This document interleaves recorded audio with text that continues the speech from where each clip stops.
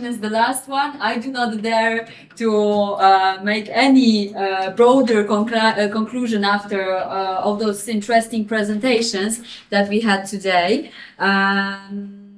I will talk a bit about disrupted temporalities of digital archaeological artifacts. So I will explore rather the metaphorical dimension of that term, starting with a notion. In a recent talk given at the Goethe Institute in Warsaw, the director of the Museum of the Future in Nuremberg said that the current accelerated technological development forces museums to upgrade their permanent exhibitions each 2 years.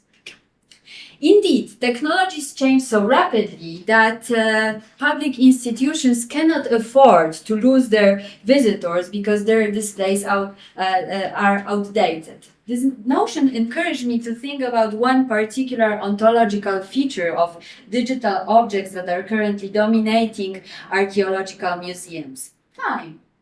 In a sense, there is disturbing contradiction within digital archaeological artifacts: their real time, their archaeological time, their digital time, and thus their exact place on the time axis. In my presentation, I'm going to investigate the temporal character of past objects framed by present media.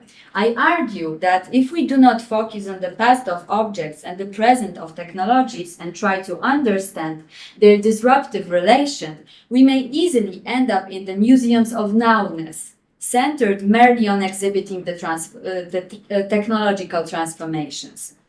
Trying to figure out one of the essential features of digital archaeological objects, their temporal character, I would like to start with proposing a working definition of a digital archaeological artifact. The UNESCO Charter on the Preservation of Digital Heritage, that uses the notion of digital materials, states that the digital heritage consists of unique resources of human knowledge and expression. It embraces information created digitally or converted into digital form from existing analog resources. Digital materials include text, databases, still and moving images, audiographic software, and web pages, among a wide and growing range of formats. They are frequently ephemeral and require purposeful production, maintenance, and management to be retained. Many of those resources have lasting value and significance and therefore constitute a heritage that should be protected and preserved for current and future generations. In the language of informatics, interestingly, a digital artifact may denote undesirable changes to an original digital image. Yu Hui defines it as an object that takes shapes on a screen and hides in the back end of a computer program, composed of data and metadata regulated by structures or schemas. In relation to archaeology, one may grasp a digital archaeological artifact as multi-phased and multi-layered, where phases and layers depend on the character and range of data used to create it. A digital archaeological artifact covers all the objects, as listed by UNESCO, that exist in the digital environment and are of digital nature or creation. However, what I see as a constitutive feature of a digital archaeological artifact is its constant and multidimensional reference to a material, original, and authentic object or site. This relation has a subversive character that could be summed up by referring to Victor Buckley's The Archaeology of the Immaterial.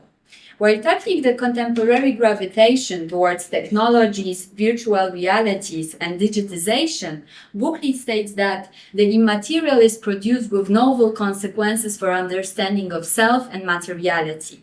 The category of the artifact takes on a new, unexpected dimension when the material itself is the element that is the most unstable, and in fact, paradoxically, the most stable entity is immaterial digital code itself. Materiality, as you can see here on the, maybe not here, but here for sure on this graph, materiality is unstable mostly because of its ability to change and transform. While at the same time, a code used to document or animate it may be understood as a way of petrifying its existing state. In this way, the digital archaeological record is of disrupted temporality.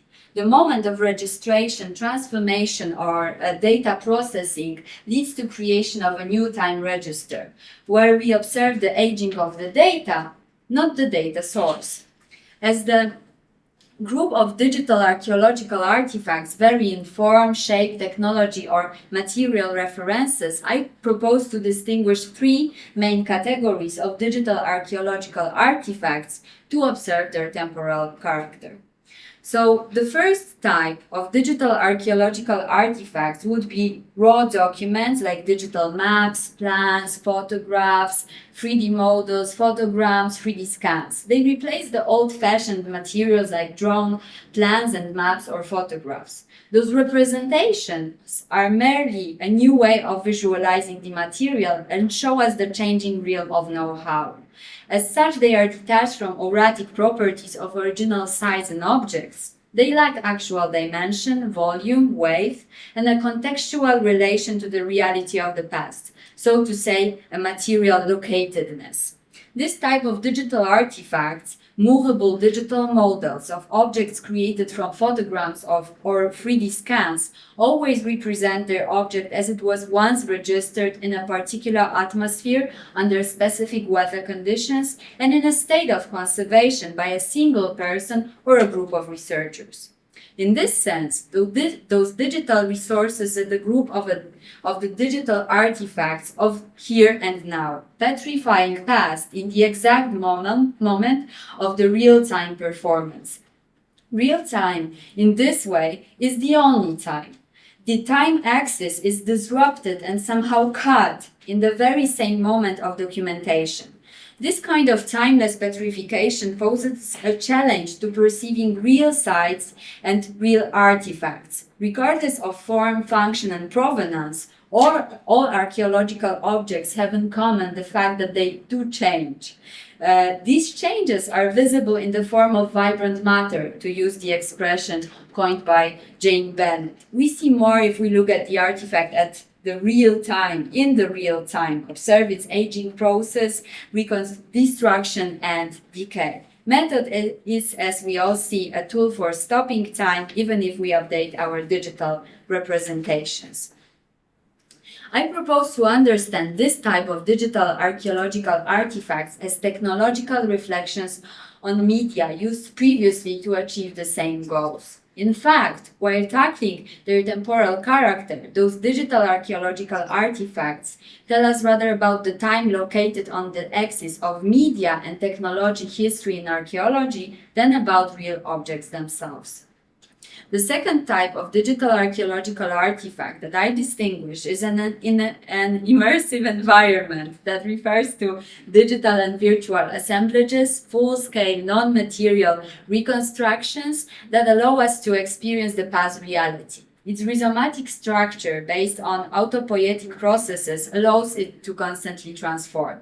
Maurizio Forte links virtual reality with the notion of an ecosystem.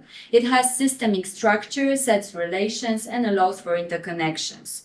Drawing on this parallel, he proposes that the virtual is the ontology not opposed to the real, but rather analogous one.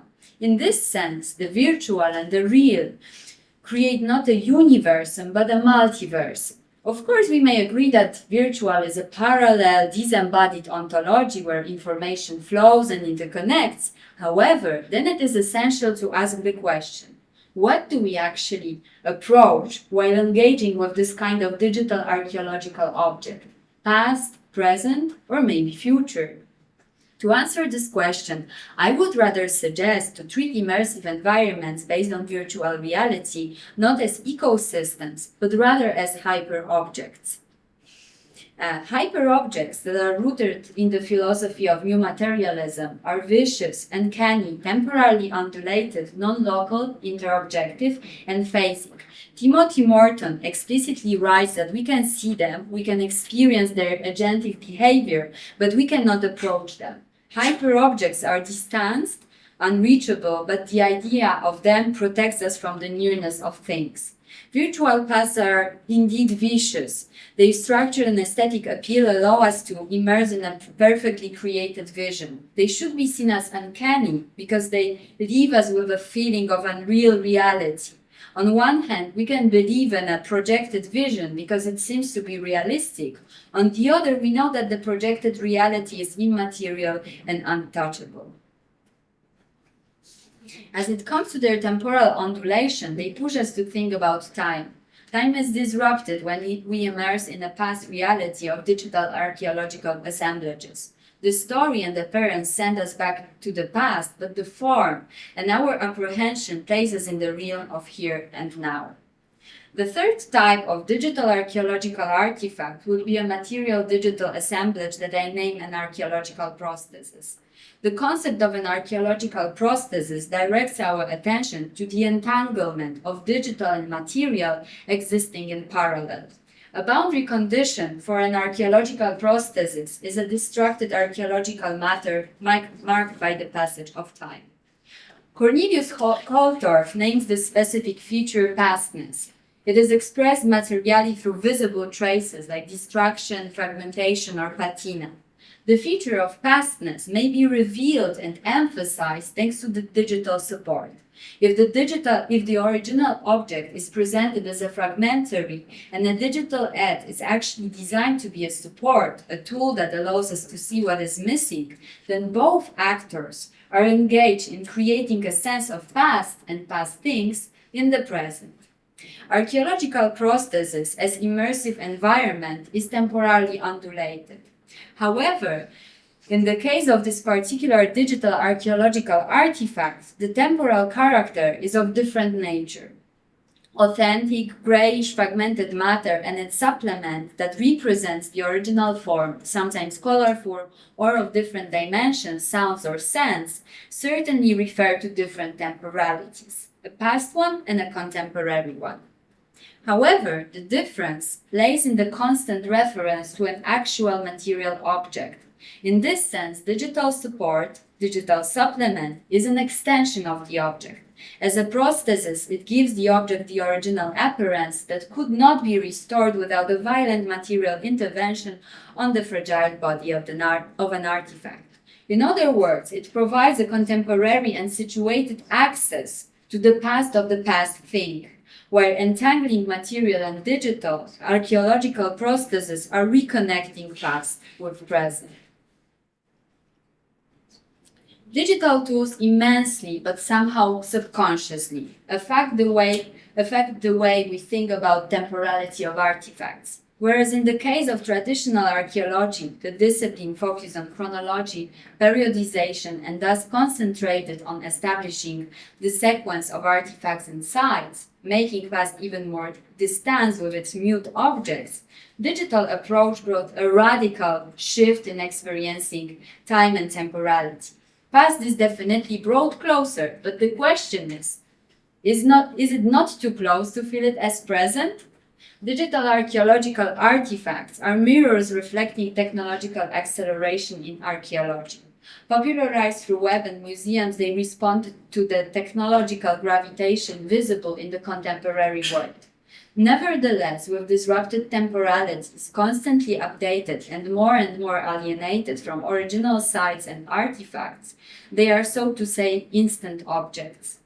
A digital archaeological artifact, in this sense, is getting closer to the notion of a digital artifact as the one that denotes unwanted changes to an original. Here, the unwanted is the loss of link between original and its temporality. Presented to the wide public, they establish collections of here and now and the museums of nowness, centered on keeping pace with technology. Museums of nowness are not future-oriented. All that they care is to use the latest media that in 2 or 3 years will be outdated. In this sense, the lack of understanding and reflection on technological determinism, the temporal relation between archaeological objects per se, past objects, and accelerated development of new technologies applied for heritage may cause even deeper technophilia, such a state when archaeology won't be anymore about past objects but present technologies. This is obviously encouraged by different agendas, to mention the most powerful one, digital industry. With this accelerated technological framework and constantly upgraded digital and virtual toolbox, I suggest a turn to slow archaeology that would encourage researchers to stop and think, not for the sake of the state of art, but rather for the sake of heritage politics and museums. Thank you very much.